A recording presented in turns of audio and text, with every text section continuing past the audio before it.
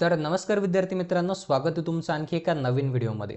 तर बघा विद्यार्थी मित्रांनो, या आधीच्या व्हिडिओमध्ये समास हा घटक आपण अभ्यासला। जर तो व्हिडिओ तुम्ही बघितला नसेल, त्या व्हिडिओची लिंक तुम्हाला डिस्क्रिप्शन बॉक्समध्ये अवेलेबल आहे। तर बघा, आपण आजच्या व्हिडिओमध्ये शब्दसिद्धी हा घटक अभ्यासणार आहोत।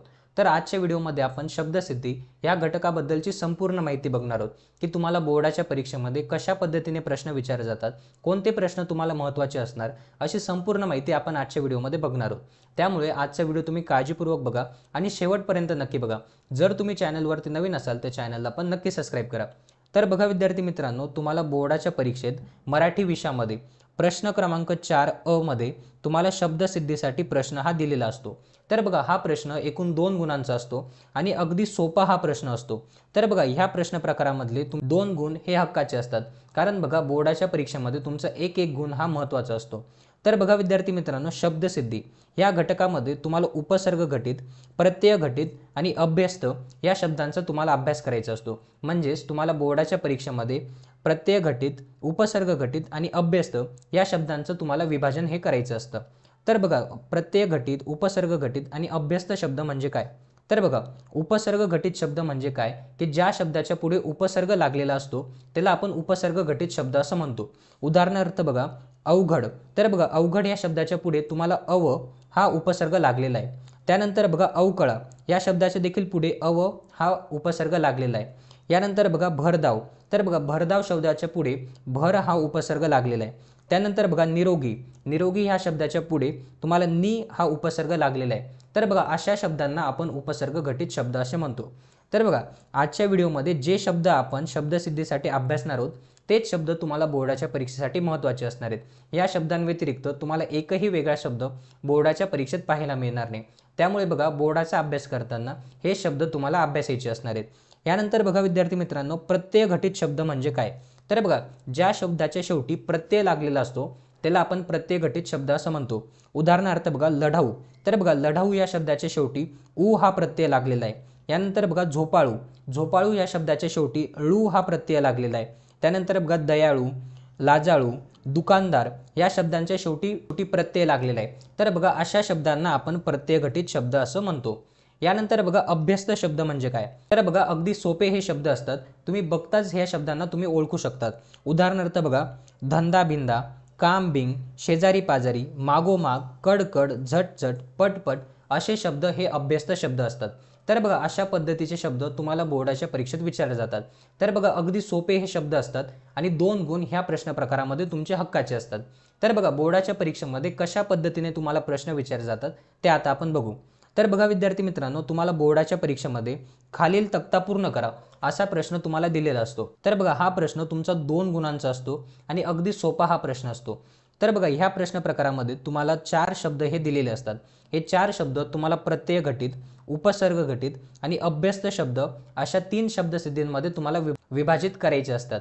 तर बघा, अगदी सोपा हा प्रश्न असतो। तर बघा, कशा पद्धतीने हा प्रश्न सोडवायचा असतो ते आता बघू। तर बघा विद्यार्थी मित्रांनो, आपल्याला पहिला प्रश्न दिलेला आहे, खालील तक्ता पूर्ण करा। तर बघा, यामध्ये आपल्याला 4 शब्द दिलेले आहेत। त्यामध्ये बघा, पहिला शब्द आहे आपला अवघड, सामाजिक, गल्लोगल्ली आणि झोपाळू। यामध्ये बघा, आपला पहिला शब्द आहे अवघड। तर बघा, अवघड या शब्दाच्या पुढे अव हा उपसर्ग लागलेला आहे। त्यामुळे बघा, हा शब्द तुमचा उपसर्ग घटित शब्द असणार आहे। यानंतर बघा, दुसरा शब्द आहे तुमचा सामाजिक। तर बघा, ह्या शब्दाच्या शेवटी इक हा प्रत्यय लागलेला आहे। त्यामुळे बघा, हा असणार आहे तुमचा प्रत्यय घटित शब्द। यानंतर बघा, आपला तिसरा शब्द आहे गल्लोगल्ली। तर बघा, प्रत्येक विद्यार्थी बघताच हा शब्द सांगेल की हा शब्द असणार आहे तुमचा अभ्यस्त शब्द। यानंतर बघा, आपला चौथा शब्द आहे झोपाळू। तर बघा, झोपाळू या शब्दाच्या शेवटी ळू हा प्रत्यय लागलेला आहे। त्यामुळे हा असणार आहे तुमचा प्रत्यय घटित शब्द। तर बघा, अशा पद्धतीने अगदी सोपा प्रश्न तुम्हाला 2 गुणांसाठी बोर्डाच्या परीक्षेत विचारला जातो। त्यामुळे बघा विद्यार्थी मित्रांनो, तुम्हाला शब्दसिद्धी ह्या प्रश्न प्रकाराचे 2 गुण हे हक्काचे तुम्हाला मिळवायचेच आहेत। यानंतर बघा, आणखी एक प्रश्न आपण सॉल्व्ह करणार आहोत, खालील तक्ता पूर्ण करा। यामध्ये देखील तुम्हाला 4 शब्द दिलेले आहेत। त्यामध्ये बघा, पहिला शब्द आहे तुमचा अनाकलनीय, दुसरा शब्द आहे मागोमाग, नाराज आणि शेजारी पाजारी असे तुम्हाला 4 शब्द दिलेले आहेत आणि हे शब्द तुम्हाला उपसर्ग घटित आणि अभ्यस्त शब्द यामध्ये तुम्हाला विभाजन हे करायचे। यामध्ये बघा, पहिला शब्द जो आहे अनाकलनीय। तर बघा, अनाकलनीय या शब्दाच्या पुढे अना हे तुम्हाला उपसर्ग लागलेले दिसतंय। त्यामुळे बघा, हा शब्द तुमचा उपसर्ग घटित शब्द हा असणार आहे। यानंतर बघा दुसरा शब्द आहे तुमचा मागोमाग, तर बघा हा शब्द तुमचा अभ्यस्त शब्द आहे। यानंतर बघा तिसरा शब्द आहे तुमचा नाराज, तर बघा ह्या शब्दाच्या पुढे ना हा उपसर्ग लागलेला आहे, त्यामुळे बघा हा शब्द तुमचा उपसर्ग घटित शब्द हा असणार आहे। यानंतर बघा विद्यार्थी मित्रांनो तुमचा चौथा शब्द दिलेला आहे शेजारी पाजारी, तर बघा हा देखील शब्द तुमचा अभ्यस्त शब्द असणार आहे। तर बघा हा होता आपला दुसरा प्रश्न। तर बघा असे सोपे प्रश्न तुम्हाला बोर्डाच्या परीक्षेत विचारले जातात। यानंतर बघा विद्यार्थी मित्रांनो आणखी एक प्रश्न आपण सॉल्व्ह करणार आहोत। तर बघा ह्या देखील प्रश्नामध्ये तुम्हाला 4 शब्द दिलेले आहेत आणि हे 4 शब्द तुम्हाला उपसर्ग घटित, प्रत्यय घटित आणि अभ्यस्त शब्द यामध्ये यांचं विभाजन हे करायचं आहे। तर बघा आपला पहिला शब्द असणार आहे तुमचा अनाकलनीय, तर बघा अनाकलनीय शब्दाच्या पुढे अना हे उपसर्ग लागलेले आहे, त्यामुळे हा तुमचा उपसर्ग घटित शब्द हा असणार आहे। यानंतर बघा मुलुखगिरी, तर बघा मुलुखगिरी ह्या शब्दाच्या शेवटी गिरी हा प्रत्यय लागलेला आहे, त्यामुळे बघा हा तुमचा प्रत्यय घटित हा शब्द असणार आहे। यानंतर बघा धबधबा, तर बघा धबधबा हा शब्द तुमचा अभ्यस्त शब्दांमध्ये येतो, त्यामुळे हा शब्द असणार आहे तुमचा अभ्यस्त शब्द। यानंतर बघा संशयित, तर बघा संशयित शब्दाच्या शेवटी इत हा प्रत्यय लागलेला आहे, त्यामुळे बघा हा तुमचा प्रत्यय घटित हा शब्द असणार आहे। तर बघा अशा पद्धतीचे प्रश्न तुम्हाला बोर्डाच्या परीक्षेत विचारले जातात। तर बघा आणखी एक शेवटचा प्रश्न आपण अभ्यासणार आहोत। तर बघा ह्या देखील प्रश्नामध्ये तुम्हाला 4 शब्द दिलेले आहेत आणि हे 4 शब्द तुम्हाला उपसर्ग घटित आणि अभ्यस्त शब्द यामध्ये यांचं विभाजन करायचे।